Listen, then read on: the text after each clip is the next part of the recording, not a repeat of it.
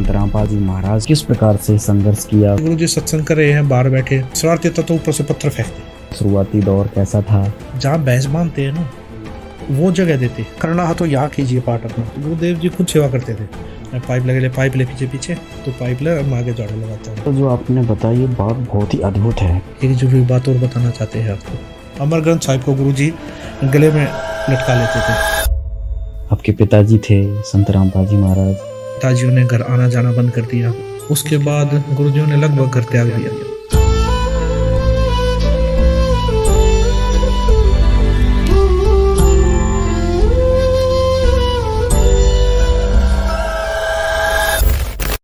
गुरु गद्दियों की बात करें तो महाभारत हो जाती है। गुरु जी बोले यहाँ से मैं सुई भी नहीं लेके जाऊंगा। गुरुदेव जी छुड़ानी नाम जाया करते हैं। मैं इसलिए जाता कि रास्ते में स्कूटर चलाने को मिलेगी।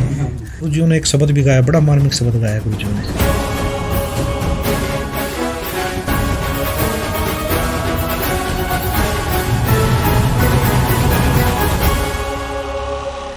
नमस्कार दर्शकों, हमारे पॉडकास्ट में आपका बहुत बहुत स्वागत है। दर्शकों, हमारा आज का विषय है संत रामपाल जी महाराज का जो ज्ञान है, संत रामपाल जी महाराज की जो ख्याति है, संत रामपाल जी महाराज की जो प्रसिद्धि है वो आज विश्व भर में पहुंच चुकी है। संत रामपाल जी महाराज को करोड़ों चाहने वाले हो चुके हैं। तो आज हम सभी के लिए एक ऐसा मुद्दा लेकर आए हैं कि किस प्रकार संत रामपाल जी महाराज ने इस विश्व कल्याण मिशन को सफल बनाया। संत रामपाल जी महाराज का मिशन लगभग 30 वर्षों से चल रहा है। तो किस प्रकार से इस मिशन की शुरुआत हुई, शुरुआती दौर कैसा था, क्या संघर्ष करने पड़े, किन परिस्थितियों से गुजरना पड़ा, उन सभी बातों को आज हम आपको बताएंगे। इन सभी बातों को बताने के लिए हमारे साथ खास मेहमान जुड़े हुए हैं जिन्होंने संत रामपाल जी महाराज के संघर्ष को, शुरुआती दौर को बहुत ही करीबी से देखा हुआ है। तो आइए शुरू करते हैं। हमारे साथ जुड़े हुए हैं संत रामपाल जी महाराज के छोटे पुत्र मनोज दास जी। नमस्कार मनोज जी। अभिषेक जी नमस्कार। सत साहिब जी सच। अभिषेक जी, आपके चैनल पर जितने भी आपके दर्शक हैं सभी को मेरी तरफ से नमस्कार, सत साहिब जी। सर, संत रामपाल जी महाराज के जितने भी करोड़ों चाहने वाले हैं, करोड़ों फॉलोवर्स हैं, उनके सभी के मन में एक उत्कंठा होती है कि उनके गुरुजी ने किस प्रकार से संघर्ष किया, शुरुआती दौर कैसा था।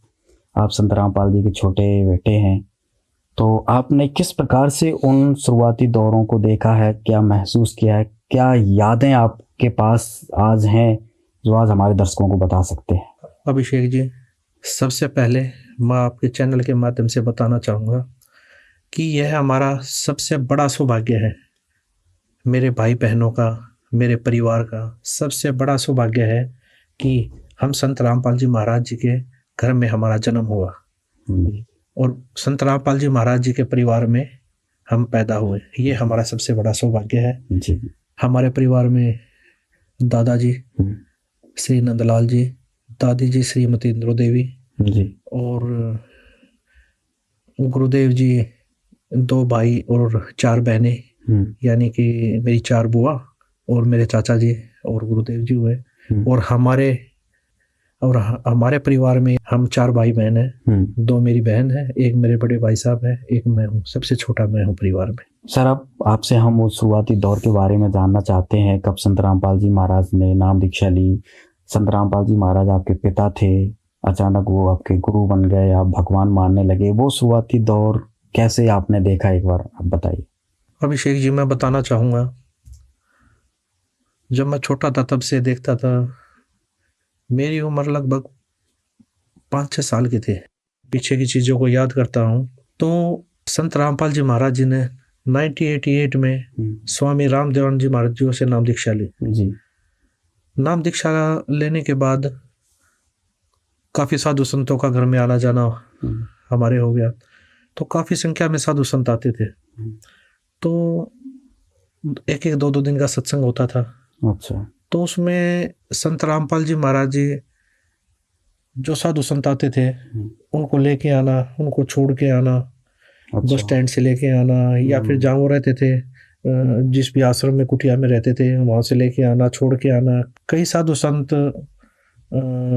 जैसे अगर चलने की अवस्था में नहीं होते तो उनको, उनके लिए भी व्यवस्था करना, संत अच्छा। रामपाल जी महाराज जी करते थे। अच्छा। जब वो साधु संत घर में आते थे तो वहाँ पर रात को सत्संग होता था, तो उनके रहने की व्यवस्था, सर्दी होती तो गर्म पानी की व्यवस्था, हर प्रकार की व्यवस्था पिताजी करते थे। अच्छा। जो व्यवस्था करते थे तो हम देखते थे। मेरे भाई बहन, मेरी मम्मी, सभी मिलके सेवाएं करते थे वहाँ। तो उनके लिए खाना बनाना, उनके लिए उनको खाना खिलाना, लंगर लगाना वहाँ पर, पूरी पंडा उसकी व्यवस्था करना, तो लंगर में खाना खिलाना। और उसके बाद वो इतने रहते तो उनको रात को सोने की, सर्दी होती तो रात को रजाई गदेले की व्यवस्था, यानी कि सारी व्यवस्था गुरुदेव जी करते थे। घर पे ही करते थे। घर पे ही करते थे वो चीज़ें। तो उसके बाद हमने ये चीज़ें हमें वहाँ सीखने को मिली। ये प्रेरणा हमें गुरुदेव जी से ही मिली कि भाई कोई भी साधु संत आए, कोई भगत आए तो उसको किस प्रकार उनके साथ व्यवहार करना चाहिए, उनकी कैसे सेवा करनी चाहिए। ये चीज़ें हमें बचपन से ही मिली हैं सीखने को और देखने को। जी सर, उस समय आपका बचपना था, तो उम्र के साथ बढ़ते बढ़ते आपने किस प्रकार से और संत रामपाल जी महाराज का जो मिशन चला, आगे बढ़ा, किस प्रकार से और देखा, कुछ यादें हों वो बताइए सर दर्शकों को। सन 1988 में संत रामपाल जी महाराज जी ने नाम दीक्षा ली। उसके बाद गुरुदेव जी, उनके साथ में जो अधिकारी थे, संत रामपाल जी महाराज जेई की पोस्ट पे नौकरी करते थे, तो उनके साथ जो अधिकारी थे उनको भी समझाते, और उनके साथ और भी जो कर्मचारी होते उनको भी समझाते, परमात्मा का तत्व ज्ञान समझाते, और स्वामी राम देवानंद जी महाराज जी के पास जाकर उनको नाम दीक्षा दिलाते। अच्छा। मैंने ये चीज़ें काफ़ी देखी है कि गुरुदेव जी, संत रामपाल जी जैसे घर से चलते, कई बार मुझे भी उनके साथ जाने का सौभाग्य प्राप्त होता, क्योंकि मैं बच्चा था, छोटा था। तो कई बार छुट्टी होती मेरी, तो मैं जिद कर लेता है इस चीज़ की, मैं पापा साथ चलूँगा। मैं तो पिताजी साथ लेके जाते। अच्छा। उस समय हम जैसे रोहतक रहते थे, हम रोहतक रहने लगे थे, तो वहाँ पर मकान है अपना, तो वहाँ पर मैं जिद कर लेता। तो वहीं ड्यूटी थी गुरुजी की, 20-30-40 किलोमीटर दूर ड्यूटी होती, तो गुरुजी अपनी बाइक पे बैठा के आगे मुझे साथ लेके जाते जी। तो मैं देखता था गुरुदेव जी वहाँ तक भी अपनी भक्ति करते जाते थे। हाँ, मैंने देखा कि गुरुजी बैठे हैं, तो मैं जैसे बोलता चलता, तो गुरुदेव जी मुझे भी बोलते, मंत्र कर। अच्छा। मैं बाइक पे बैठा, प्रथम मंत्र मिला हुआ था। आपको कब नाम दीक्षा प्राप्त हुई? मुझे 1989 में नाम दीक्षा प्राप्त हुई। उस समय मैंने स्वामी रामदेव जी महाराज जी से नाम दीक्षा ली। अच्छा। गुरुजियों ने पूरे परिवार को, दादा गुरुदेव जी है स्वामी रामदेव जी महाराज, उनसे नाम दीक्षा दिलाई। अच्छा, पहले संत रामपाल जी खुद नाम दीक्षा लेके आए, फिर आपके पूरे परिवार को नाम दीक्षा दिलाई? हाँ, पूरे परिवार को दादा गुरुदेव जी से नाम दीक्षा दिलाई। अच्छा अच्छा। पिताजी बोलते मंत्र करो, मंत्र करते हुए चलो वहां तक। अच्छा। मैं तेज बोलने लग जाता मंत्र। अच्छा। और पिताजी भी साथ में, बोला ऐसे बोलो, पिताजी भी साथ में करते, मैं बोलने लग जाता। कई बार भाई बच्चा था, अटक जाता भाई भक्ति करते करते, पिताजी वहीं से फिर रिपीट करवाते, नहीं ऐसे नहीं, ऐसे करो, गुरुदेव जी ने ऐसे बताया, ऐसे करो। मैं देखता था, सुमन करते रहते थे। मैंने कहा अपनी भक्ति जहाँ से स्टार्ट हुई वहाँ से चलते, और अपने जहाँ पर ड्यूटी थी वहाँ तक पहुँच गए। जैसे गुरुजो की नहर महकमे में ड्यूटी थी, तो वहाँ गए, तो वहाँ जाने के बाद भी देखते थे गुरुजी, जैसे देखते, सारा वर्क देखते, काम देखते, वहाँ क्या चल रहा है, कैसे क्या, सारी चीज़ें देखकर फिर गुरुजी क्या करते हैं, जो वहाँ पर बेलदार होते, जो वहाँ पर कर्मचारी काम कर रहे होते, जो लेबर काम कर रही होती वहाँ, उनको भी ज्ञान समझाते बैठा के। अच्छा। उनका लंच टाइम हुआ, वैसे हुआ, उनको पास बैठाते और उनको परमात्मा का ज्ञान समझाते। तो मतलब गुरुदेव जी मैंने जहाँ भी देखा वहाँ कोशिश करते हैं कि ज़्यादा से ज़्यादा ये तत्व ज्ञान, ये परमात्मा का ज्ञान समझाएं। अब हमें ज्ञान हुआ इसका कि भक्ति कौन सी करनी चाहिए, तो अब पता लगा हमें वो तत्व ज्ञान। लेकिन उस समय बचपना था, उस समय तो यह लगता था चलो गुरुजी बोल रहे हैं, गुरुजी कुछ बता रहे हैं, तो पहले यही लगता था कि भक्ति के बारे में बता रहे हैं, कुछ कबीर परमात्मा के बारे में बता रहे हैं, तो ये लगता था उसमें। लेकिन अब आज पता लगा कि वो गुरुदेव जी तत्व ज्ञान समझा रहे थे उनको। तो गुरुदेव जी क्या करते थे, उनको अपने साथ दादा गुरुजी के पास लेके जाते थे। अपने खर्चे पे, अपने किराए पर। हम्म कोई गाड़ी बुक कर ली, हम्म अपनी बाइक पे बैठा के, हैं, तो ऐसे गुरुजी अपने खर्चे से लेके जाते थे और नाम दीक्षा दिलाते थे।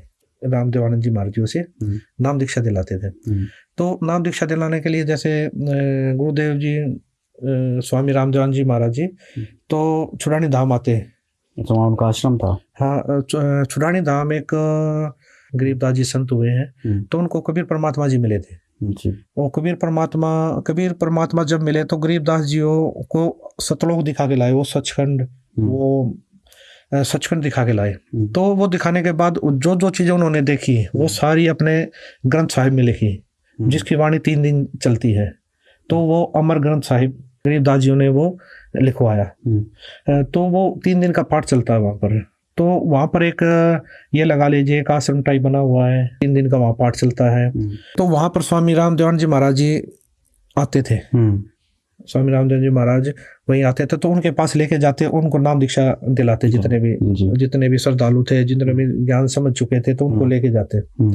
तो ये मैंने काफी बार देखा है कि काफी संख्या में, हजारों की संख्या में नाम दीक्षा दिलाई संत रामपाल जी महाराज जी ने दादा गुरुजियों से। सर, जब वो दौर चल रहा था, संत रामपाल जी ने नाम दीक्षा ले ली, फिर दूसरों को ज्ञान समझा के नाम दीक्षा स्वामी जी से दिलाते थे, तो उस समय की कोई घटना क्रम आपको याद हो तो बताइए हमारे दर्शकों को। मैं आपको बताना चाहूँगा, जब मैं छोटा था तो मुझे स्कूटर चलाने का बड़ा शौक था। अच्छा अच्छा। गुरुजियों के पास स्कूटर थी, चेतक स्कूटर, पिताजी के पास। तो जैसे पिताजी आते तो माते साथ स्कूटर पे बैठ जाता। अच्छा। तो बड़ा शौक था मुझे। हर बच्चे को एक होता है, शौक होता है कि भाई घर में कोई चीज़ है उसको चलाऊं। तो मुझे भी बड़ा शौक था। तो गुरुदेव जी छुड़ानी धाम जाया करते, तो मैं भी साथ जाता। मैं इसलिए जाता कि रास्ते में स्कूटर चलाने को मिलेगी। और गुरुजी स्कूटर देते भी थे रास्ते में चलाने के लिए। जैसे हाईवे होता तो हाईवे से अप्रोच रोड होता तो गुरुजी वहां देते।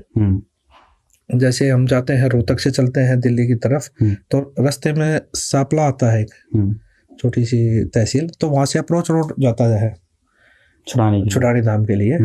तो वहां पर गुरुदेव जी देते थे। तो गुरुदेव जी देते थे, स्कूटर दे देते, गुरुदेव जी पीछे बैठ जाते और गुरुदेव जी पीछे बैठते पकड़ लेते थे, साथ में पकड़ लेते। तो मैं चलाता, तेज करता, कोई मंदा करता। मुझे शौक था, मैं चलो छुड़ानी धाम जा रहे हैं और स्कूटर चलाने को मिलेगी। तो वहां जाते थे तो वहां ये था, मेला लगता था, खिलौने मिलेंगे खेलने के लिए, खिलौने खरीदूंगा, फिर खेलूंगा। और तो ये एक कुछ भी लगा लीजिए इस चीज को, ये एक बड़ा ही वो बच्चों को होता है, उत्सुकता होती है। तो मैं इस प्रकार जाता था। तो गुरुजी साथ जाते, तो गुरुजी जैसे स्कूटर चलाने को देते तो वहां पर खिलौने दिलाते। अच्छा। हाँ, खिलौने दिला के मैं वहां खेलता। खेलने के बाद गुरुदेव जी मेरे को बोलते, बहुत खेल लिया ना। हाँ पापा, बहुत खेलता, बचपना था, बोला चल अब मेरे साथ। तो गुरुदेव जी मुझे लेके जाते अंदर भंडारे में। अच्छा। हाँ, वहाँ पर 3 दिन का पाठ चलता। तो मैं हजारों की संख्या में श्रद्धालु आते हैं वहाँ, साधु संत आते हैं, श्रद्धालु आते हैं। तो वहाँ पर भंडारे में सेवा करवाते मेरे से। अच्छा। हाँ, मेरे को बोलते प्लेट उठाओ, जितने प्लेट रखो, यहाँ जितने भी साधु संत आए हुए श्रद्धालु आते हैं तो वहाँ सेवा करते। कोले, कटोरे, गिलास हैं, ये रखो सारे। जितने भी साधु संत बैठते हैं उनके आगे प्लेटें रखते हैं, भाई जैसे मेहमान आते हैं इस प्रकार वहाँ सारी सेवा करते हैं। ये चीजें काफी सेवा करने को मिली वहाँ। गुरुदेव जी बताते हैं अब ये सेवा, गुरुदेव जी खुद सेवा करते थे। अच्छा। वहाँ साधु संतों के सामने प्लेटें रखना, कटोरे रखना, उनको सब्जी डालना और भंडारे में फुलके राम बनवाना, यानी कि रोटियां बनवाना। उसके बाद उनको भाई रोटी, भाई वहां से सेवा पूरी होने के बाद फिर भंडार घर में चले जाते गुरुदेव जी। फिर वहां पर सेवा करते हैं, बाल्टी लेकर सभी को सब्जी डालना, उसके बाद फुलके वितरित करना, उसके बाद पानी देना, जो भी होता मैंने देखा वहां पर। और तो और उसके बाद जब सारे साधु संत खा के चले जाते खाना, तो वहां पर पोछा लगाना। ये चीज मैंने आंखों से देखी है। गुरुदेव जी बाल्टी लाते और वो अपना पोछा होता है जो लगाते हैं घरों में, वो वाला गुरुजी लेके आते कपड़ा। उसके बाद पूरे जितना बड़ा पंडाल होता सारे पे पोछा लगाते। अच्छा। और उसके बाद धुलते। उसके बाद पूरे उसकी जितना जहाँ भंडारा करते हैं उसकी सफाई करते। अच्छा। हाँ, उसकी सफाई करते झाड़ू के साथ। साथ में मेरे को लगाते। अच्छा। हाँ ये ले, जैसे पानी था पाइप, हाँ। पाइप लगे ले, पाइप ले पीछे पीछे, तो पाइप ले मैं आगे झाड़ू लगाता हूँ। अच्छा। ये चीजें मैंने देखी है गुरुजी। संत रामपाल जी वहाँ खुद सफाई करते थे? खुद सफाई करते थे, खुद ये चीजें करते थे। और सफाई करते थे किस, ये लगा लीजिए जेई की पोस्ट पे होते हुए, एक अधिकारी के पोस्ट पे होते हुए मैंने ये चीजें देखी है कि गुरुदेव जी खुद अपने हाथों से सारी चीजें करते थे। बहुत बड़ी बात है।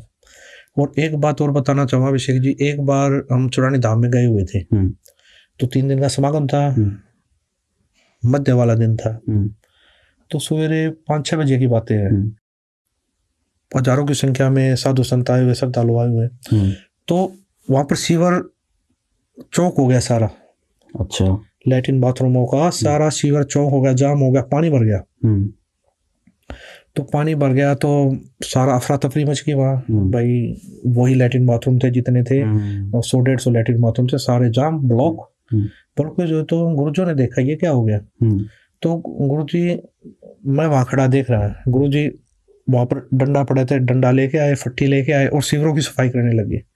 ढक्कन उठाया, सीवरों की सफाई वहां पर कर। एक जेई अधिकारी होते हुए उनको देखकर कि जेई साहब लगे हुए हैं, गुरुजों को काफी संख्या में जानते भी थे वहां, तो उनको देखकर, गुरुजों को देखकर और भी आए, और भी श्रद्धालु जो आए हुए थे उनको देखकर, देखो जेई साहब भी लगे हुए हैं। अच्छा। है मतलब सफाई में लगे, वो भी शिविरों की सफाई में, उनको देखकर वो भी साथ लगे। फिर तो उन्होंने मिलकर सारी सफाई करवाई।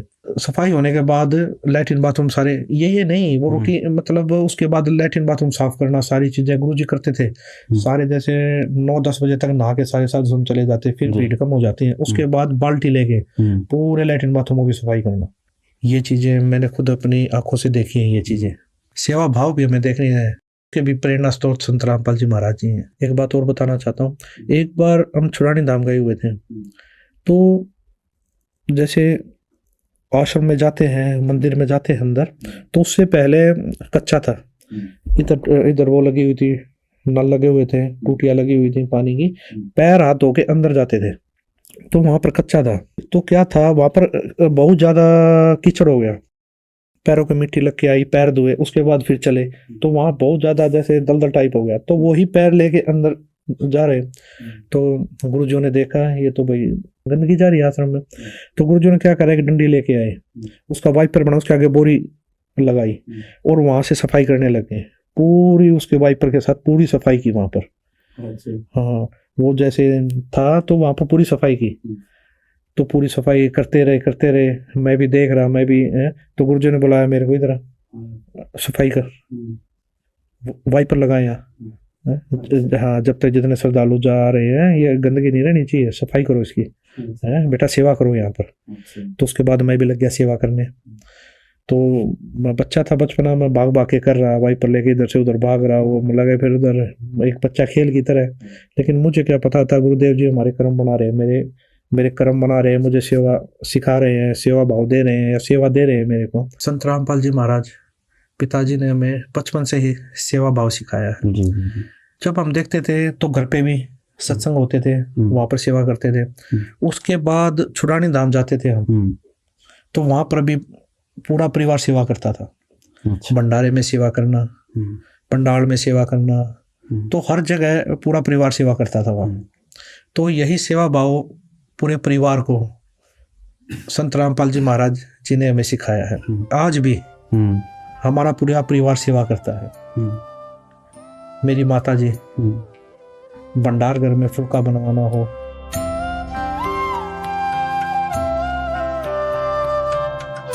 सफाई की सेवा हो,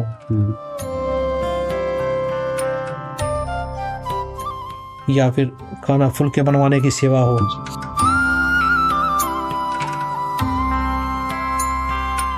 मेरे भाई, मेरी बहनें,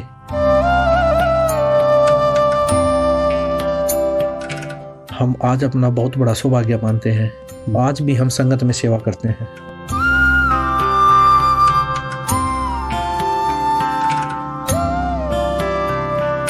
आज भी हमारा परिवार भंडारे में सेवा करना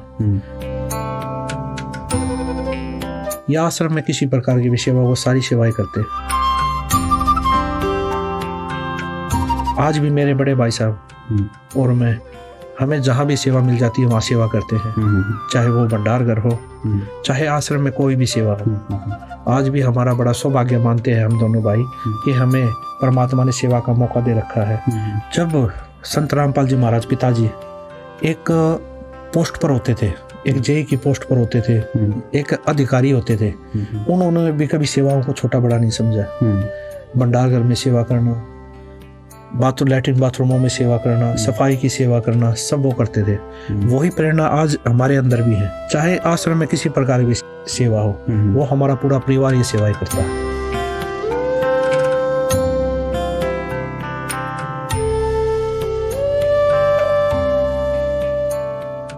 और हम अपने आप को ये भी नहीं मानते कि हम संत रामपाल जी महाराज जी के परिवार से हैं, तो हम ये सेवाएं नहीं करेंगे।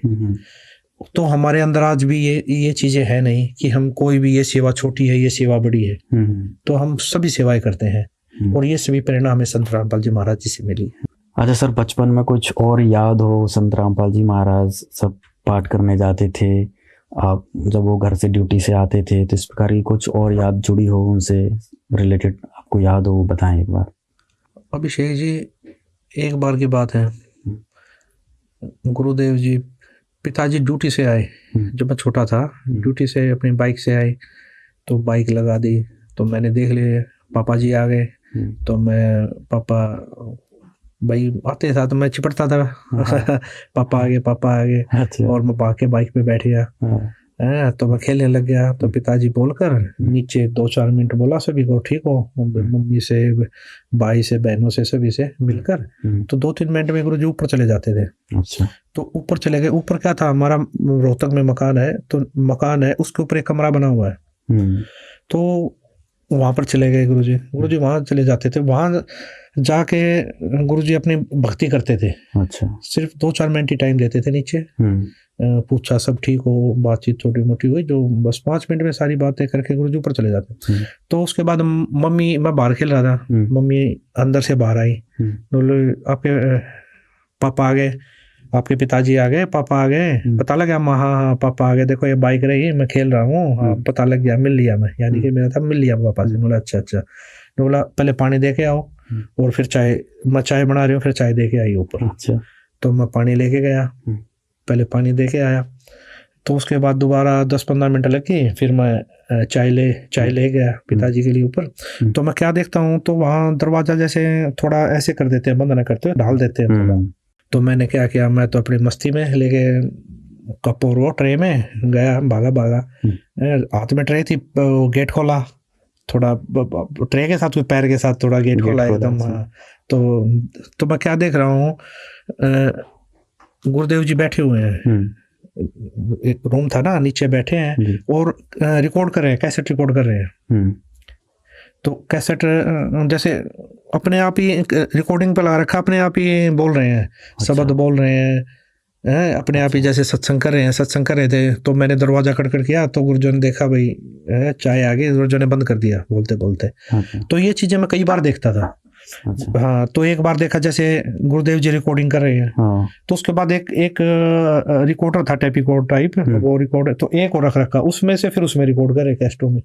अच्छा। तो ये चीजें मैं देखता था। तो गुरुजी रिकॉर्डिंग करके फिर वो कैसेट फ्री में देते थे, कैसेट बना के फिर फ्री में देते। हाँ, गुरुजी बनाते थे वहाँ कैसेट लाला के रिकॉर्ड। पहले तो सत्संग करते, उसके बाद जैसे शब्द गाते, सत्संग रिकॉर्ड करते, फिर कैसेट बनाते, फिर मैंने देखा फ्री में देते थे गुरुजी।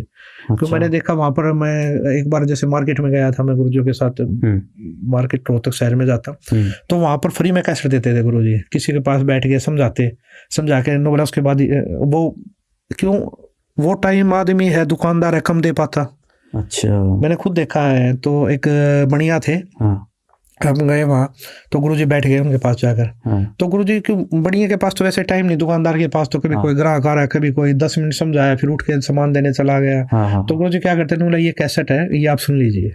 अच्छा, मतलब दिन भर ड्यूटी करते, शाम को आकर कैसेट रिकॉर्ड करते, उसके बाद फिर प्रचार के लिए कैसेट देते।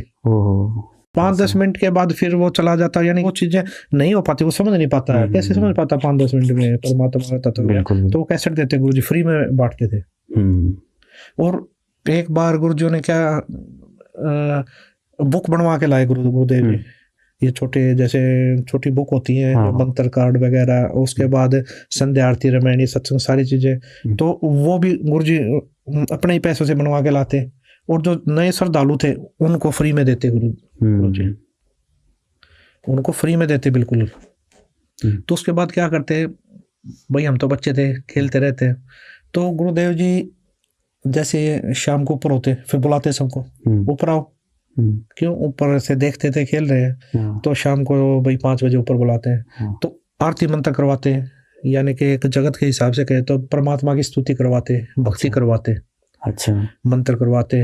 मेरी मम्मी से पूछते, हाँ इन्होंने मंत्र किए? बोले जी कुछ नहीं किए, खेल रहे हैं तो सारा दिन के। अच्छा हाँ, तो गुरुजी बुलाते, ऊपर बैठाते, मंत्र करो, आरती करो, संध्या आरती करवाते, मंत्र करवाते, और जब 1-1.5 घंटा हो जाता उसके बाद फिर भाग लेते हम। अच्छा है गुरुजी को, पापा अब तो होगी, आरती भी होगी, संध्या आरती होगी, हाँ, तब गुरुजी कहते ठीक है अब जाओ। तो गुरुजी इस प्रकार भक्ति भी करवाते थे। सर वो दौर चल ही रहा था, आपने इतनी सारी बातें बताई तो बहुत ही अनसुनी बातें हैं और बहुत ही रोचक बातें हैं। ऐसा कोई पल हो जब आपका स्कूल के समय का कोई ऐसी यादगार हो, संत रामपाल जी से जुड़ी हो, आपको याद हो, वो हमारे दर्शकों को बताना चाहेंगे? जब मैं छोटा था तो एक बार मैं स्कूल के लिए तैयार हो रहा था, स्कूल जाने के लिए तैयारी कर ली, ड्रेस वेस पहन ली, तो पिताजी ऊपर एक रूम है, हमारा मकान है, उसके ऊपर रूम है, उस रूम से नीचे आए, मैं बोले कहाँ की तैयारी है? मैं बोला पिताजी पापा जी स्कूल जा रहा हूँ मैं। तो पिताजी बोले अच्छा स्कूल की तैयारी है? माँ जी। मैं बोला चलो दादा गुरुजी के पास चलोगे? मैं बड़ा खुश हुआ, माँ स्कूल से छुट्टी लगेंगे और दादा गुरुजी के पास जाएंगे, तो बड़ी खुशी हुई, माँ जी चलूंगा चलूंगा। उसके बाद पिताजी ने मम्मी जी को बोला कि इसको तैयार कर दो और 2 जोड़ी कपड़े डाल दो, हम स्वामी रामदेव महाराज जी के पास पंजाब में तलवंडी भाई जा रहे हैं। तो मम्मी जी ने तैयार कर दिया, मैं चल पड़ा पिताजी के साथ। तो हम तलवंडी भाई पहुंचे। उस समय आना जाना क्या साधन से करते थे? उस समय बस से गए थे, उस समय संत रामपाल जी और बस से आना जाना करते थे। अच्छा, संत रामपाल जी बस से गए थे? जी हाँ, मैं और पिताजी संत रामपाल जी महाराज बस से तलवंडी भाई पहुंचे। तो वो टाइम था लगभग 12-1 बजे का था, 12-1 बजे हुए थे। तो हम तलवंडी भाई, जो स्वामी रामदेव जी महाराज के कई आश्रम है, तो वो तलवंडी भाई, मोगा, चुडानी, नजफगढ़, बहुत जगह आश्रम थे स्वामी रामदेव महाराज के। तो और लाखों की संख्या में स्वामी रामदेव महाराज के शिष्य भी थे। तो हम तलवंडी भाई पहुंचे आश्रम में। पहुंचने के बाद श्रद्धालु जो वहाँ सेवा कर रहे थे सबसे सत्साहिब हुई, तो वहाँ बैठे, तो दादा गुरुदेव जी के बारे में पूछे, गुरुदेव जी कहाँ है? तो बताए जी वो विश्राम कर रहे हैं कमरे में अंदर। तो जब विश्राम कर रहे थे तो एक श्रद्धालु बोला जी दादा गुरुदेव जी को उठा देते हैं। तो गुरुजी ने मना कर दिया, नहीं, गुरुदेव जी को सोने दो, जब उठेंगे ना तब मिल लेंगे। ठीक है। तो हम गुरुदेव जी और दादा गुरुदेव जी का कमरा था, उससे बाहर बैठ गए। तो बाहर बैठ गए तो हम श्रद्धालु जो वहाँ सेवा कर रहे थे वो चाय ले आया, तो हमने वहाँ बैठकर चाय पी। तो चाय पी रहे थे, इतनी देर में अंदर से आवाज आई, खटखट की आवाज आई। तो जो सेवा कर रहा था वो, हाँ, जो श्रद्धालु वहाँ हमारे साथ बातचीत कर रहा था, बैठा था, वो एकदम उठ के अंदर भागा। वो माँ क्या हुआ? पिताजी बोले क्या हुआ? गुरुदेव जी उठ गए हैं। तो वो भागा अंदर। तो अंदर गया तो हम बाहर खड़े थे, गुरुदेव जी इंतजार कर रहे थे हम। तो अंदर से जैसे श्रद्धालु ने जाके बताई कि हरियाणा से रामपाल जी आए हैं और उनका लड़का साथ आया है। तो दादा गुरुदेव जी, अंदर से आवाज आ रही, अंदर क्यों नहीं बुलाया उनको? दादा गुरुदेव जी अंदर क्यों नहीं आए, अंदर क्यों नहीं लेके आए आप उनको? अच्छा। वो कह रहा जी आप विश्राम कर रहे थे, उठाया क्यों नहीं मेरे को? अच्छा, आपने उठाया क्यों नहीं? जब वो आए हुए थे तो उठाया क्यों नहीं मेरे को? अंदर क्यों नहीं लेके आए आप? अच्छा। तो एक श्रद्धालु और था, वो भागा आया अंदर से बाहर, बोला जी गुरुदेव जी बुला रहे हैं आपको, अंदर आ जाओ, जल्दी आ जाओ, यानी कि जल्दी ही उसमें आओ। तो गुरुदेव जी बोले, बोले क्या बात हुई? उनको रोका, कुछ बात होगी क्या? कि वो बोले कोई ऐसी बात तो नहीं होगी जिससे दादा गुरुदेव जी स्वामी रामदेव जी महाराज मुझसे नाराज हो गए हो कभी? कोई ऐसी बात तो नहीं हो रखी है? गुरु जी बोले नहीं जी, नाराज नहीं, वो तो यूं कह रहे हैं, वो तो ये दादा गुरुदेव जी ये कह रहे हैं, उनको पहले क्यों नहीं बुलाया? अच्छा। मुझे उठाया क्यों नहीं? वो तो इसलिए बोल रहे हैं। तो उसके बाद अंदर गए, तो दादा गुरुदेव जी यूं देखकर, रूम था, तो दादा गुरुदेव जी यूं देखकर, यूं गेट की तरफ देखकर यूं उठ रहे। अच्छा। यानी कि गुरु जी अंदर आए, उनको देखकर उठने लगे। अच्छा। अपनी चारपाई से। अच्छा।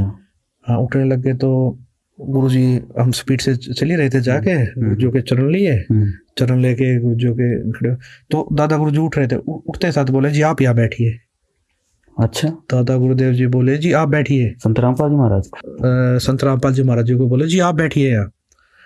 अब श्रद्धालु जो दो सेवक थे वो खड़े थे वहाँ, वो भी आश्चर्य में, दादा गुरु जी क्या बोल रहे हैं। और दादा गुरुदेव जी हाथ जोड़ कर बोले जी आप बैठिए। तो गुरुदेव जी ने हाथ जोड़े, मौलाना ने नहीं जी आप बैठिए। गुरुदेव जी ये स्थान तो आपका है, आप बैठिए। गुरुदेव जी, दादा गुरुदेव जी भी यूं करके नहीं जी आप बैठिए। कम से कम 2-3 मिनट तक ये चीजें चलती रही। अच्छा। जैसे कोई घर में मेहमान आ जाता, हम कहते जी बैठिए, वो कहने नहीं जी पहले आप बैठिए। तो कम से कम 2-3 मिनट तक ये चीजें चली है, मैंने देखी है ये चीजें। बच्चा था उस समय, ध्यान नहीं था भाई इतना। सर ये तो जो आपने बताई, ये बात बहुत ही अद्भुत है, क्योंकि सनातन धर्म में, हिंदू धर्म में, अपनी गुरु परंपरा में अगर देखा जाए तो गुरु पद उच्च होता है और शिष्य का स्थान जो होता है वो नीचे होता है। आज इस प्रकार से आप एक घटना का जिक्र कर रहे हैं, तो स्वामी जी अपने चारपाई पे संत रामपाल जी महाराज को बिठाने के लिए बोल रहे हैं। जी जी, ये चीजें मुझे भी, चलो उस समय बचपना था इतनी समझ में, लेकिन आंखों के सामने ये चीजें चल तो रही थी। ये क्या हुआ उस समय? हाँ, ये क्या हो रहा है। और उस समय 2 सेवक भी वहीं खड़े, वो भी आश्चर्य में, उनकी भी वो भी यूं देख रहे बिल्कुल ये चीजें, स्वामी रामदेव जी महाराज जी मतलब क्या कर रहे हैं। तो ये चीजें 2-3 मिनट तक चली, वो मैंने देखी वहां पर। वो चीजें जब देखी तो गुरुदेव जी ने बड़े ही मतलब ये लगा लिए, बड़े ही आधीनता से कई बार प्रार्थना करने के बाद स्वामी रामदेव महाराज जी को चारपाई पे वापस बैठाया। फिर भी स्वामी रामदेव महाराज जी ये बोले वहां नहीं, चारपाई पे बैठो आप भी। गुरु जी को बोला आप चारपाई पे बैठो, फिर भी अच्छा। नीचे नहीं बैठना है। गुरुदेव जी ने चरण पकड़े और गुरु जी के चरण लिए, चरण लेके गुरुदेव जी नीचे बैठ गए, चरण दबाने लगे। गुरुदेव संत रामपाल जी महाराज जी बोले, बोला जी, संत रामपाल जी महाराज जी चरण सेवा करने लगे। तो मैं भी चरण सेवा करने लग गया। तो स्वामी रामदेव जी महाराज जी तब भी मैं देख रहा था, उस समय भी बड़े ही गुरुजों की तरफ देखते रहे, फिर भी मतलब यूं देखते रहे, गुरुजों की तरफ देखते रहे। अच्छा। हाँ, ये चीज बड़ा ही अचंभित लगी उस समय। मैं देख रहा था, मैं ये क्या चीज है क्या नहीं। श्रद्धालु जो सेवक खड़े थे वो तो मतलब ये लगा लीजिए देखते ही रहे, बिल्कुल आंखें फटी की फटी रह गई उनकी। दादा गुरुदेव जी क्या इतना महत्व दे रहे हैं, क्या बात है। तो ये चीजें मैंने देखी उस समय। तो ये चीजें जो समझ में आ रही हैं, ये चीजें तो जैसे सत्संग सुनने को मिले, संत रामपाल जी महाराज जी को पता लगा। उस समय भी आज से 600 साल पहले भी ये घटना घटी थी। अच्छा, कैसे? ये जिस समय कबीर परमात्मा जी आए उस समय भी स्वामी रामानंद जी महाराज कबीर साहब जी के गुरु जी थे, नाम दीक्षा ली थी। तो कबीर परमात्मा स्वामी रामानंद जी महाराज जी को सतलोक दिखा के लाए, वो सचखंड दिखा के लाए, सारी इस काल लोक का या इस पृथ्वी का लगा लीजिए जितने भी ब्रह्मांड सब दिखाया उन्होंने, उनको उनके बारे में जानकारी दी। तो ये सारी जानकारी मिलने के बाद स्वामी रामानंद जी महाराज जी को भक्ति का ज्ञान हो गया, उस सचखंड का ज्ञान हो गया। तो इसी प्रकार स्वामी रामानंद जी महाराज जी ने कबीर परमात्मा को हाथ जोड़कर प्रार्थना की कि जी आप मुझे नाम दीक्षा दीजिए, आप मेरे आप ही परमात्मा हो। जब उनको ज्ञान होगा उन्होंने बोला आप ही परमात्मा हो। अच्छा। तो मैं कैसे बैठ सकता हूँ जी ऊपर, कैसे मैं आपका गुरु हो सकता हूँ। तो ये चीजें जब देखी, ये चीजें उस समय भी ये घटना घटी थी, ये विचित्र घटना हुई थी उस समय भी। तो स्वामी कबीर परमात्मा ने स्वामी रामानंद जी महाराज जी को भी यही बोला था उस समय कि जी गुरु और शिष्य, गुरु और शिष्य का नाता है, ये बना रहेगा, ये भक्ति काल का कलयुग तक।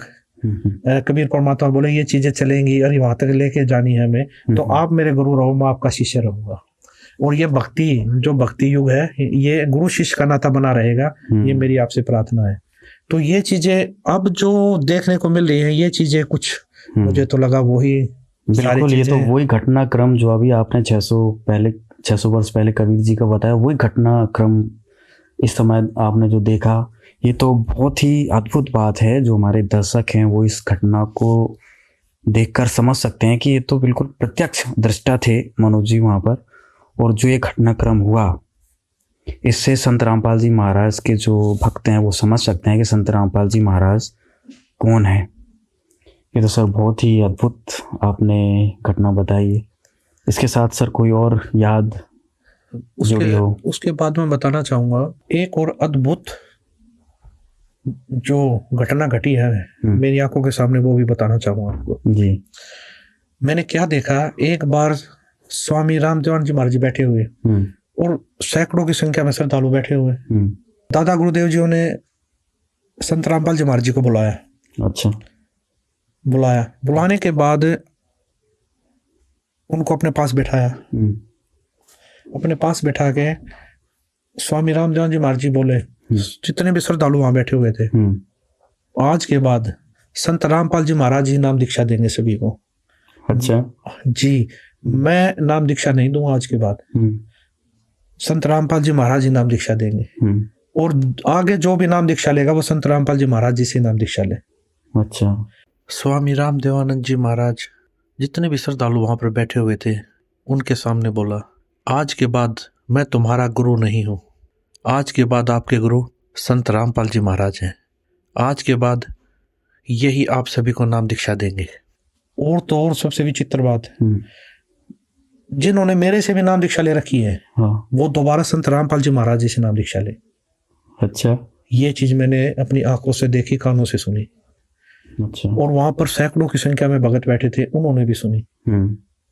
इतना कहकर स्वामी रामदेवानंद जी महाराज जी ने संत रामपाल जी महाराज जी की तरफ देखा और बोले, संत रामपाल जी, आप जी के बराबर इस पृथ्वी पर कोई संत नहीं होगा।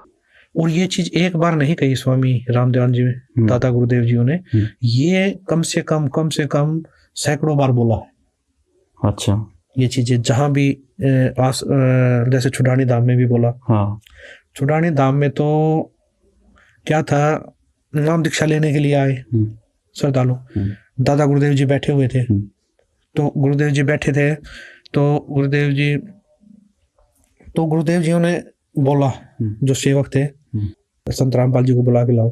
तो गुरुदेव जी साइड वाले रूम में थे उस समय, श्रद्धालुओं को समझा रहे थे, जो नए भगत थे उनको तत्व ज्ञान बता रहे थे। तो दादा गुरुदेव जी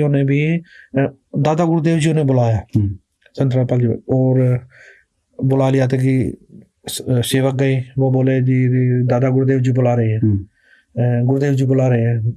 जब गुरु जी आए तो स्वामी जी ने हाथ जोड़ के बोला, आप इनको नाम दीक्षा दीजिए। अच्छा।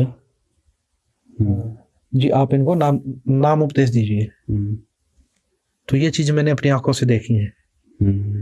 एक बार नहीं, सैकड़ों बार ये दादा गुरुदेव जी ने बोला है। ये बातें लगभग 1994 की है अभिषेक जी। उस समय स्वामी रामदेवानंद जी महाराज जी ने संत रामपाल जी महाराज जी को नाम दीक्षा देने का अधिकार दे दिया। ये सर वो समय आपने कैसे महसूस किया? फिर आपके पिताजी थे संत रामपाल जी महाराज, फिर गुरु पद मिल गया उनको, गुरु बन गए। आज तो खैर जगत गुरु हैं, वो सारी दुनिया के गुरु बन चुके हैं। तो वो पीरियड आपने कैसा फील किया कि आपके पिताजी गुरु बन चुके हैं? और फिर वो बात भी बताई कि आपने तो स्वामी जी से नाम दीक्षा ले ली थी, संत रामपाल जी से फिर क्या आपने नाम दीक्षा ली? जब नाम दीक्षा देने का अधिकार संत रामपाल जी महाराज जी को मिल गया, पहले तो गुरु जी ने स्वामी रामदेवानंद जी महाराज जी से नाम दीक्षा दिलाई थी हमें, पूरे परिवार को ही दिलाई थी। संत रामपाल जी महाराज जी ने हमने नाम दीक्षा ली। उसके बाद गुरुदेव जी ने, जब दादा गुरुदेव जी स्वामी रामदेव जी महाराज जी ने नाम दीक्षा देने का अधिकार दे दिया था गुरु जी को। तो फिर हमने दोबारा संत रामपाल जी महाराज जी से नाम दीक्षा ली। गुरुदेव जी घर घर जाकर सत्संग करते थे, उनको समझाते, नाम दीक्षा देते। और जब सत्संग करते थे, शुरुआती दौर था, सत्संग करते थे, एक घर में चले गए, वहां पर सत्संग करते। और गुरुदेव जी संत गरीबदास जी महाराज जी द्वारा लिखित अमर ग्रंथ साहिब, उसका 3 दिन का पाठ भी करते थे। जब 3 दिन का पाठ करते थे तो जब आपको स्टार्टिंग की बता रहा हूं मैं, शुरुआत में क्या होता था कि पूरे परिवार में एक ने नाम उपदेश ले रखा जी। अब उनके पाठ करना या सत्संग करना, तो वहां पर जाते थे तो परिवार के सारे सदस्य नाराज कि हम सत्संग नहीं होने देंगे, पाठ नहीं करने देंगे। उनका विरोध, उनको जाके समझाते, भाई पाठ करने से ये लाभ होंगे, पाठ करने से तुम्हारे घर में लाभ होंगे, बरकत होगी, ये यज्ञ होते हैं, 5 यज्ञ होंगे आपके घर में, और इन्हीं यज्ञों से आपको लाभ होगा। तो ये चीजें समझाते। एक दो समझता नहीं समझता, तो वो क्या करते, चल एक्सेप्ट हो जाता, ठीक है कर लो। तो वो क्या देते थे, जब गुरुदेव जी देते, या तो जहाँ भैंस बांधते हैं ना, वो जगह देते। अच्छा, करना है तो यहाँ कीजिए पाठ अपना, जो भी करना चाहते हो एक तरफ करो, या फिर जहाँ पर अपना तूड़ा डलता है, यानी कि पशुओं का चारा डलता है, वो वाली जगह देते। अच्छा, गुरुदेव जी को स्टार्टिंग का संघर्ष था, कोई समझ नहीं पाता, इन चीजों को समझ नहीं रहा था। गुरुदेव जी क्या बताना चाहते हैं, संत रामपाल जी महाराज क्या चीज बताना चाह रहे हैं, क्या चीज देना चाह रहे हैं। तो परिवार का एक सदस्य नाम ले रहा था तो ऑटोमेटिक संघर्ष होना था। बाकी के अगर 6 सदस्य है तो 5 नाराज। तो ऐसी जगह देते थे। तो वहां पर गुरुजी अपने हाथों से जाले उतारते, अपने हाथों से पानी से सफाई करते। और काफी जगह कच्चे मकान होते, तो वहां पर खुद वो करना, सफाई करना, लिपवाना, सारी चीजें करनी। और वहां पर दरबार साहब सजाना, तखत लेके आए किसी पड़ोसी का मांग कर, अच्छा, उसके ऊपर मंजी साहब लगाना, उसके ऊपर रुमाले ढकना, उसके ऊपर दरबार साहब सजाना, पूरा गुरुजी अपने हाथों से करते थे।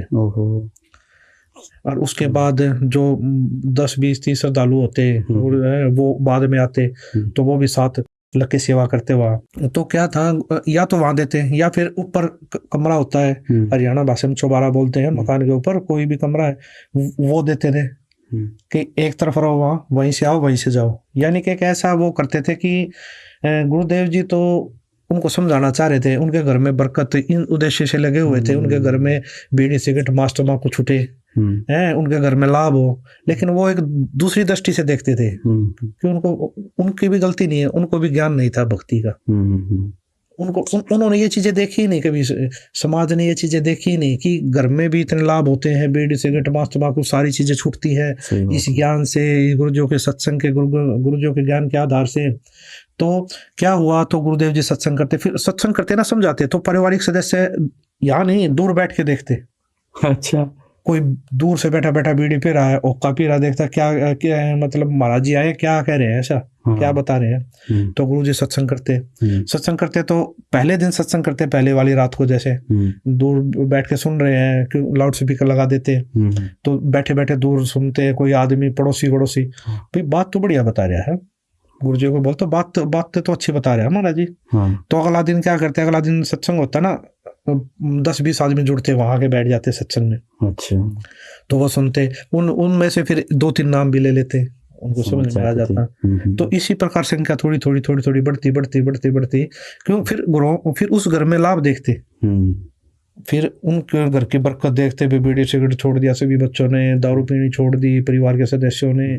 उसके बाद घर में इनको इतना लाभ हो रहा है, इतने जो घर में जो बीमारियां थी वो सब ठीक हो गई, किसी प्रकार की कोई कैंसर की बीमारी है या कोई भी भयंकर से भयंकर बीमारी, वो सारी ठीक हो रही है। तो ये लाभ देखकर जगत के लोग बहुत जुड़ने लगे कि भाई महाराज जी आए थे, सत्संग किया और आते हैं, ये इन्होंने संत रामपाल जी महाराज से नाम दीक्षा ले रखी है। तो जगत के जो लोग थे वो बहुत ज्यादा जुड़ने लगे, वो भी पाठ करवाने लगे आहिस्ता आहिस्ता।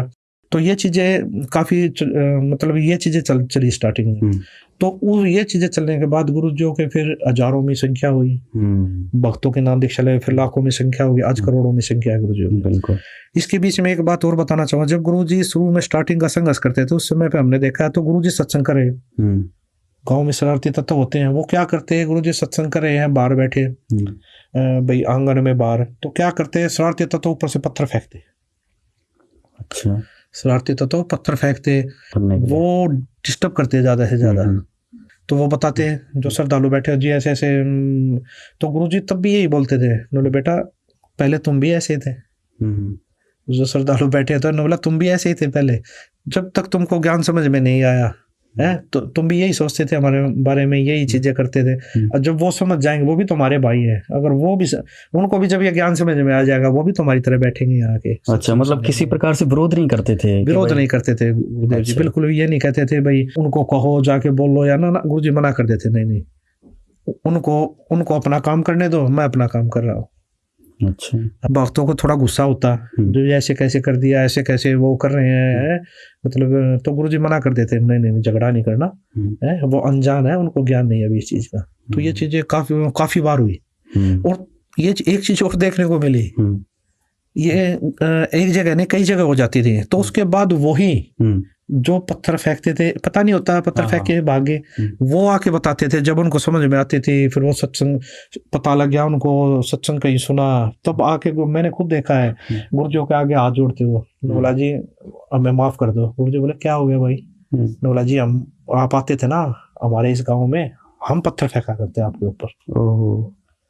आज वो हाथ जोड़े बैठे थे गुरुदेव जी के आगे, और गुरुदेव जी उनको उठकर गले लगा रहे हैं। गुरुजी मतलब कोई बात नहीं भाई, कोई बात नहीं बेटा, आज आपको समझ में आ गई ये चीजें, तो आज हमारे साथ लग के आप परमात्मा का ज्ञान हो गया आपको।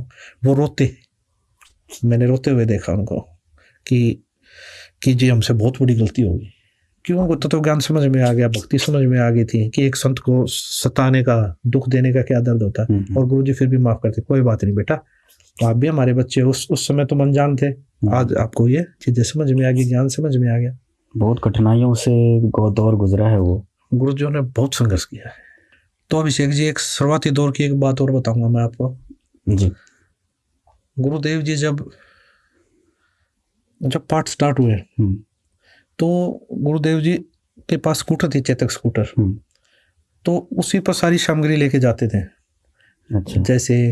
जैसे लाउड स्पीकर हुआ, एम्पलीफायर हुआ, बैटरी हुई, उसके बाद राशन का सामान हुआ, उसके बाद सामग्री हुई, पाठ की सामग्री, वो सारी चीज गुरुदेव जी स्कूटर पे लेके जाते थे।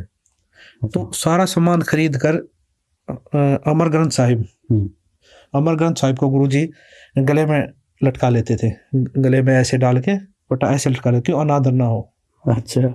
कहीं इधर रखें, पीछे रखें ना, सारा सामान स्कूटर पे एडजस्ट कर लेते थे, स्कूटर पे ही रखकर, और फिर स्कूटर लेके जाते थे गुरुदेव जी, फिर अगले घर में पहुंचते थे।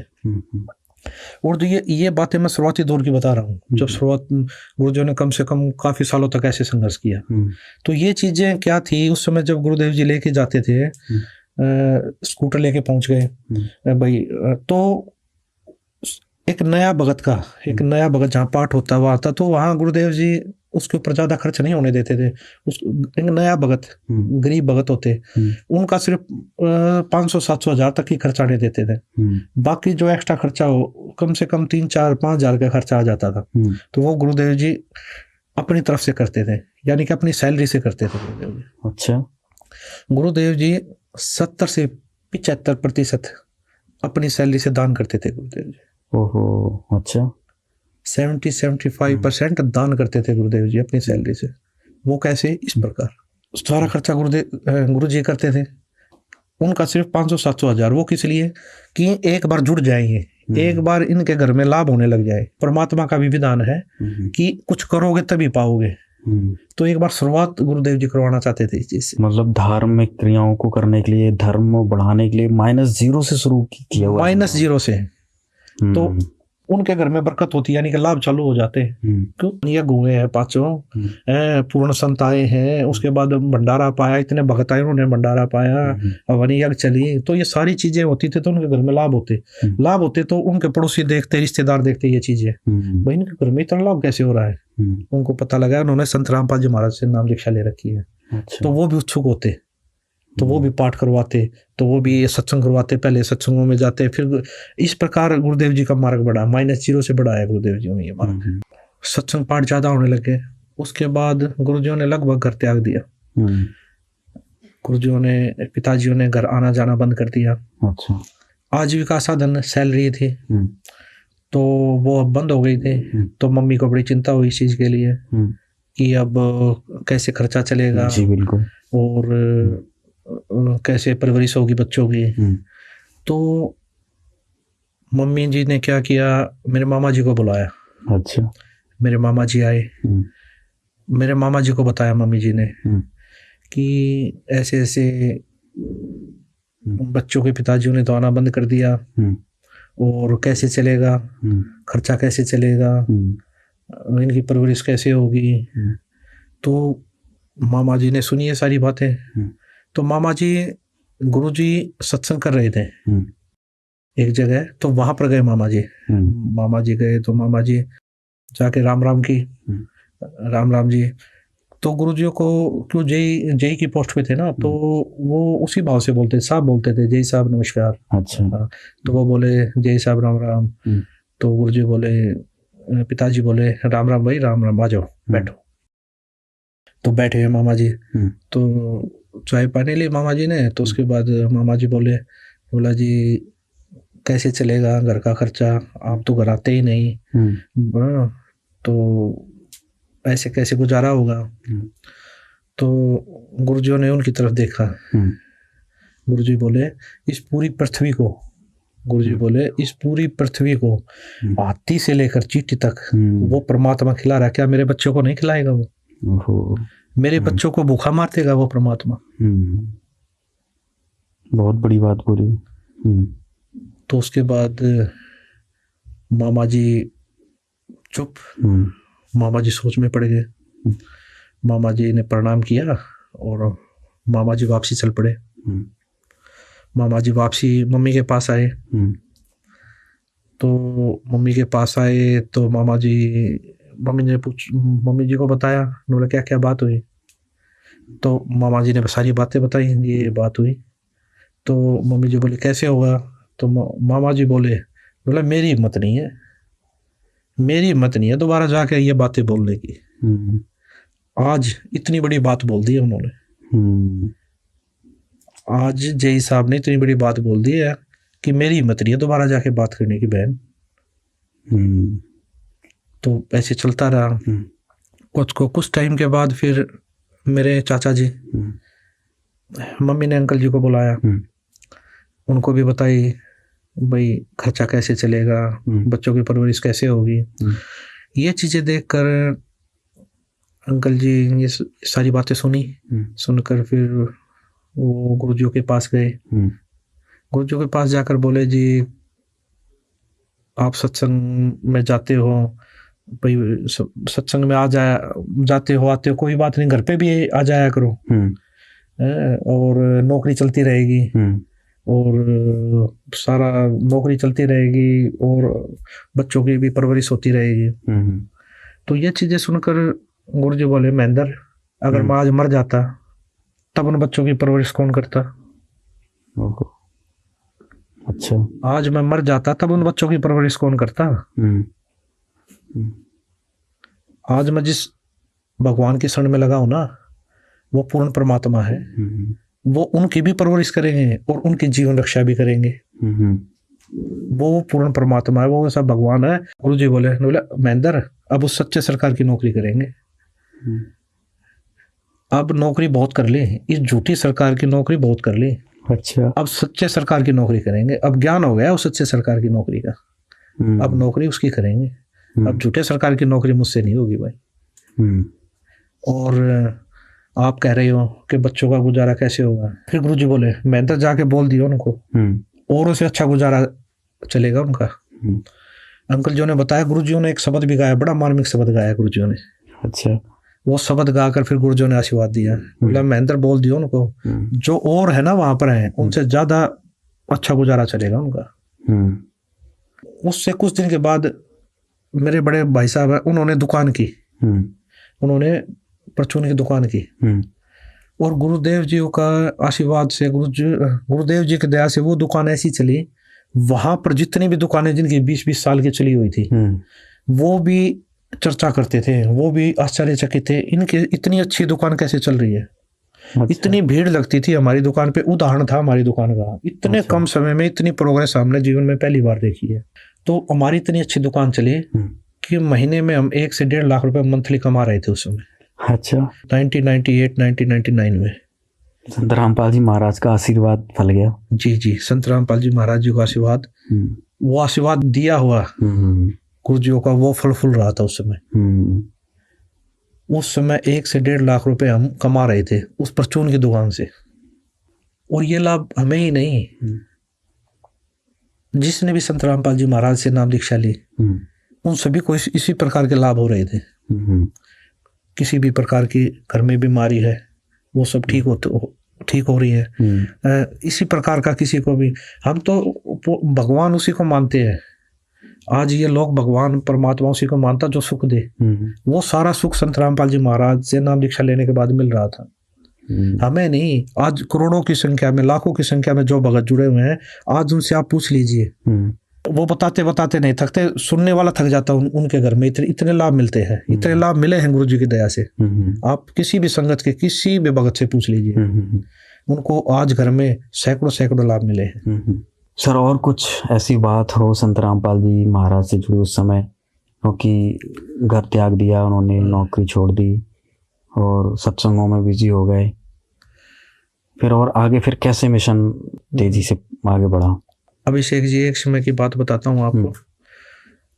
दादा गुरुदेव जी शरीर त्याग गए थे, यानी कि संत भाषा में बोले तो सतलोक चले गए थे, अपने परम धाम चले गए थे। तो उनको तो वहां से मैसेज आया तलवंडी भाई से, पंजाब से, गुरुजियों के पास कि दादा गुरुदेव जी शरीर त्याग गए हैं। तो उनको समाधि देने की तैयारी कर रहे थे। तो मैसेज आया, शरीर त्याग गए, आप आइए। संत रामपाल जी महाराज कुछ श्रद्धालुओं को लेकर हरियाणा से गाड़ियों में बैठकर तलवंडी भाई पंजाब पहुंचे।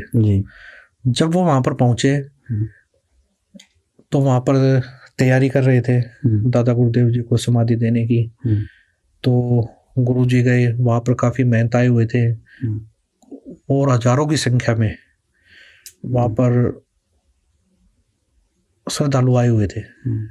फिर दादा गुरुदेव जी तो शरीर त्याग गए, तो उनको समाधि देने के लिए, तो वहां पर जब समाधि देने की तैयारी थी करी गई, समाधि दे दी गई। फिर समाधि देने के बाद वहां पर चर्चा, आपस में चर्चा कर रहे सारे जो बैठे, वो चर्चा हो रही। चर्चा ये हो रही, बातचीत चल रही है। बातचीत ये चल रही थी कि अब तो जितने भी आश्रम हैं, जितने भी शिष्य हैं और जितनी भी वो व्यवस्थाएं हैं, या कोई सामान है या कोई भी चीज वहां पर, गाड़ी है या जो भी व्यवस्था, वो तो अब संत रामपाल जी महाराज जी के पास होंगे। क्यों? गुरु पद संत रामपाल जी महाराज जी को मिल चुका था और नाम दीक्षा देने का अधिकार संत रामपाल जी महाराज जी को था। दादा गुरु जी ने और किसी को भी नाम दीक्षा देने का अधिकार नहीं दिया जी। तो ऑटोमेटिक जो पुराने, जो वहाँ के भगत थे, महंत थे, उनमें चर्चा हो गई कि अब तो सारा सिस्टम संत रामपाल जी महाराज जी लेके जाएंगे। तो गुरुजियों की जो बातचीत चल रही तो गुरुजियों को ये बातें सुनाई दी कि बताई भक्तों ने आकर, जो गए जी ऐसे ऐसे चर्चा चल रही है। तो गुरु जी वहां पर खड़े हुए, गुरु जी खड़े होकर बोले कि मुझे कुछ नहीं चाहिए। अच्छा। गुरु जी बोले, मुझे ना ही आश्रम चाहिए, ना ही मुझे ये नाम दीक्षा वाले जो श्रद्धालु थे वहां पर वो चाहिए, ना ही मुझे तो आपका ये जो भी है आश्रम में जो भी सामान है या गाड़ियां है, जो भी, मुझे कुछ नहीं चाहिए। गुरु जी खड़े होकर, मुझे यहाँ कुछ नहीं चाहिए आपका। सर, ये तो बड़ी अद्भुत बात है, क्योंकि अगर अपन हिंदू परंपरा में देखें या गुरु गद्दी की बात करें तो जिसको गुरु गद्दी मिलती है तो सारी धन संपत्ति है या आश्रम है सब कुछ उसको ही मिलता है। जी जी जी बिल्कुल। लेकिन संत रामपाल जी ने सब कुछ लेने से मना कर दिया। बिल्कुल, गुरु जी ने सब त्याग दिया वहाँ।